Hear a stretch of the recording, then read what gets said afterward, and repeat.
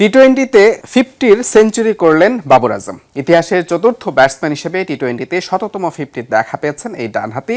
তবে বিরাট কোহলিকে পেছনে ফেলে দ্রুততম 150 রেকর্ড গড়লেন বাবর আজম। টি-20 ক্রিকেটে বাবর আজমের পারফরমেন্স নিয়ে সমালোচনার শেষ নাই, কিন্তু এই বাবরই টি-20 ক্রিকেটের রেকর্ডের পর রেকর্ডের মালিক।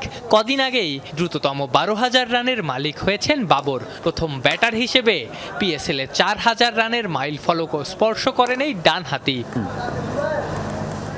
এবার আরও একটা রেকর্ডের মালিক হলেন পাকিস্তান ক্রিকেটের পোস্টার বয়। পাকিস্তান সুপার লিগে বৃহস্পতিবার রাতে কোয়েটা গ্ল্যাডিয়েটর্সের বিপক্ষে পেশোয়ার জালমির 8 উইকেটের জয়ে 51 বলে অপরাজিত 71 রানের ইনিংস খেলেন বাবর। ফলে টি-20তে শততম 50-র দেখা পেলেন শরীফুল রানাদের অধিনায়ক।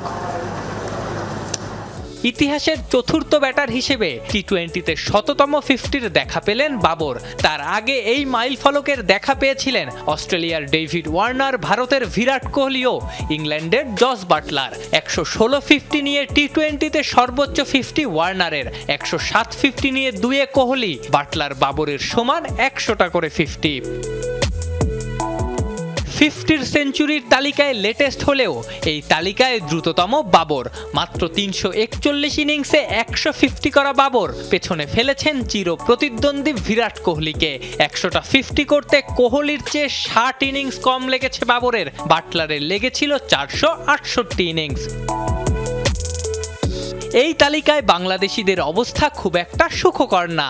55টা 50 করে তামিম ইকবাল বাংলাদেশের সেরা, সব মিলিয়ে 32তম।